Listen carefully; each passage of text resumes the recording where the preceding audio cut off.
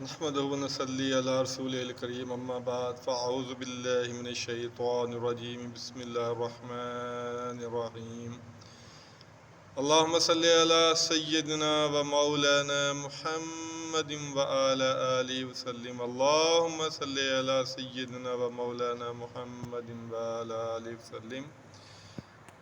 حدیث رسول صلی اللہ علیہ وسلم چینل پہ آپ کو خوش آمدید۔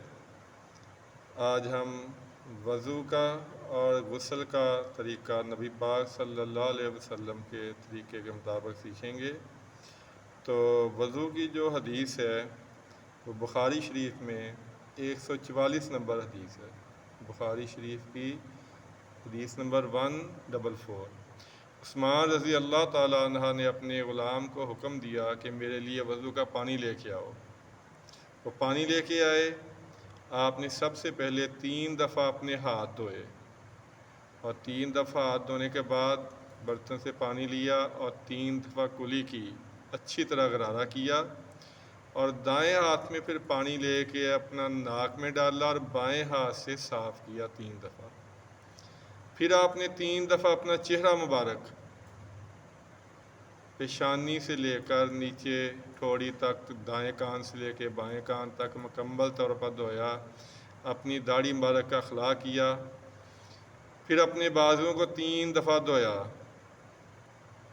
اچھی طرح مل کے تاکہ بال کو خشک نہ رہ جائے، پھر سر کا مسح کیا اور پھر 3 دفعہ پاؤں دھوئے اور خاص طور پہ پاؤں کی انگلیوں کے اندر جہاں پانی نہیں جاتا وہاں تک پانی پہنچایا اور ارشاد فرمایا کہ میں نے نبی پاک صلی اللہ علیہ وآلہ وسلم کو اسی طرح وضو کرتے ہوئے دیکھا ہے۔ تو آپ نے پھر فرمایا کہ جو میرے اس طریقے کے مطابق وضو کرے گا اور 2 نماز خشوع و خضوع کے ساتھ 2 رکعت نماز پڑھے گا، اللہ تعالیٰ اس کے گناہ معاف کر دے گا۔ وضو میں کچھ احتیاطیں ضروری ہیں، وہ ہمیں یاد رکھنی چاہیے، کیونکہ خاص طور پہ مرد کے جسم پہ بال ہوتے ہیں تو ان کو ذرا اچھی طرح مل کے، جیسے ہم تیل ملتے ہیں جسم میں، وہ ان کو دھونا چاہیے۔ چہرے کی داڑھی کا خلال بہت ضروری ہے، یہ سنت ہے، اس کو بھی ادا کرنا چاہیے۔ کان کے اندر پانی پہنچانا چاہیے اچھی طرح، اور پاؤں دھوتے وقت انگلیوں کا خلال جو ہے وہ لازمی کرنا چاہیے۔ صرف ٹھوڑیاں جو پاؤں کی ہوتی ہیں وہ نہیں دھونی چاہیے بلکہ پورے پاؤں دھونی چاہیے۔ صحابہ فرماتے ایک دفعہ ہم وضو کر رہے تھے تو ہم ٹھوڑیاں ہماری جو تھی پاؤں کی، جو ایڑیاں تھی، جو پاؤں کی ایڑیاں تھی وہ خشک تھی، تو آپ نے فرمایا کہ خشک ایڑیوں کے لیے جہنم کا عذاب ہے، تو اس لیے پاؤں کو مکمل دھونا چاہیے۔ یہ وضو کا طریقہ ہے نبی پاک صلی اللہ علیہ وسلم کا۔ تو غسل کا جو طریقہ ہے وہ حدیث نمبر بخاری کی حدیث ہے 257 ہے بخاری میں حدیث۔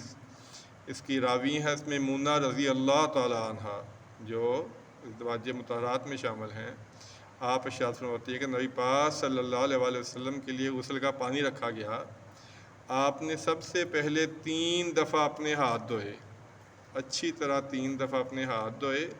ہاتھ دھونے کے بعد آپ نے طہارت کی، اپنی شرمگاہ کو دھویا اور پھر اگر ظاہری طور پہ کوئی گندگی لگی ہوئی تھی تو اس کو دھویا۔ پھر آپ نے 3 دفعہ غرارہ کیا، 3 دفعہ ناک میں پانی ڈالا، پھر دائیں کندھے پہ 3 دفعہ پانی ڈالا، بائیں کندھے پہ 3 دفعہ پانی ڈالا اور دائیں ٹانگ پہ 3 دفعہ پانی ڈالا، بائیں ٹانگ پہ 3 دفعہ پانی ڈالا، اپنے سر پہ پانی بہایا اور پھر پورے جسم پہ پانی بہایا اور آخر میں آپ نے اپنے پاؤں شریف دھوئے۔ غسل کرنے میں بہت احتیاط کی ضرورت ہے، کیونکہ اگر غسل کرتے ہوئے آپ کے جسم کا ایک بال بھی خشک رہ گیا تو جسم ناپاک ہوگا، پاک نہیں ہوگا، اور اگر جسم ہی ناپاک ہوگا تو آپ نماز اور روزہ وغیرہ یا کوئی بھی عبادت نہیں کر سکتے۔ خاص طور پہ ہمیں اس مسئلے میں شرم محسوس نہیں کرنی چاہیے۔ مرد کے یا عورت کے جسم کے کچھ ایسے حصے ہوتے ہیں جہاں پانی خود بخود نہیں پہنچتا، تو وہاں ہمیں کوشش کر کے پانی پہنچانا چاہیے تاکہ ہمارے جسم کا کوئی بھی حصہ خشک نہ رہ جائے، ہمارا جو غسل ہے وہ مکمل ہو۔ بال اچھی طرح دھونے چاہیے، جب آپ نے فرمایا ایک دفعہ کیا ہے جسم کا کوئی بھی حصہ خشک نہیں رہنا چاہیے، تو حضرت علی نے فرمایا کہ جب سے میں نے یہ سنا ہے تو میں نے اپنے سر کے ساتھ ظلم کیا، میں نے اپنے سر کے ساتھ ظلم کیا، میں نے اپنے سر کے ساتھ ظلم کیا، یعنی اپنا سر مبارک میں ڈال لیا کہ کہیں میرا کو بال خشک نہ رہ جائے۔ تو وضو اور غسل میں بہت احتیاط کی ضرورت ہے، بہت احتیاط کی ضرورت ہے۔ وضو اور غسل مکمل کرنا چاہیے، اور غسل سے پہلے نیت بہت ضروری ہے۔ نیت کے بغیر غسل نہیں ہوتا کہ میں پاکی حاصل کرنے کے لیے نیت کرتا ہوں اور اس کے لیے غسل کرتا ہوں۔ اسی طرح وضو سے پہلے بسم اللہ نہ پڑھی جائے تو وضو نہیں ہوتا۔ اس کے ساتھ ہی ریلیٹڈ ایک اور حدیث ہے، 154 نمبر حدیث ہے، بخاری شریف میں یہ حدیث ہے 154۔ آپ نے فرمایا جب کوئی بندہ طہارت کرے تو اپنے عضو کو دائیں ہاتھ میں نہ پکڑے، دائیں ہاتھ میں اپنے عضو کو نہ پکڑے اور نہ ہی دائیں ہاتھ سے اس کو دھوئے۔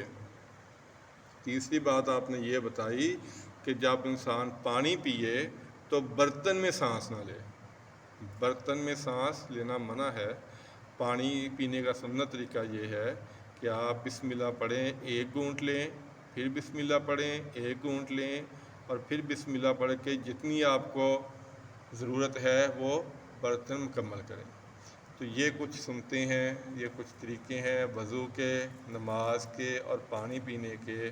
پانی ہمیشہ بیٹھ کے پینا چاہیے، کھڑے ہو کے پانی پینا منع ہے۔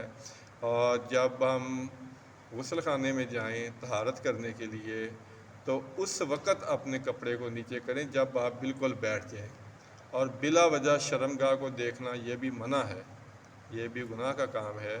اور دائیں ہاتھ سے شرمگاہ کو پکڑنا یہ بھی گناہ کا کام ہے۔ دائیں ہاتھ سے پانی ڈالیں اور بائیں ہاتھ سے شرمگاہ کو دھوئیں، یہ غسل کا اور وضو کا طریقہ ہے اور پانی پینے کا طریقہ ہے۔ اللہ تعالیٰ سے دعا ہے کہ اللہ تعالیٰ جو کچھ سنا ہے اس پہ عمل کرنے کی، اور نبی پاک صلی اللہ علیہ وآلہ وسلم کی سنتوں پر عمل کر کے ان کو آگے پہنچانے کی توفیق عطا فرمائے۔ نئے دوستوں سے گزارش ہے کہ نئے آنے والے دوست چینل کو سبسکرائب کر لیں، آئیکن کا بٹن دبا دیں تاکہ نبی پاک صلی اللہ علیہ وآلہ وسلم کی حدیث مبارکہ آپ تک پہنچتی رہے۔ شکریہ، دعا میں یاد رکھیے گا۔ السلام علیکم ورحمۃ اللہ وبرکاتہ۔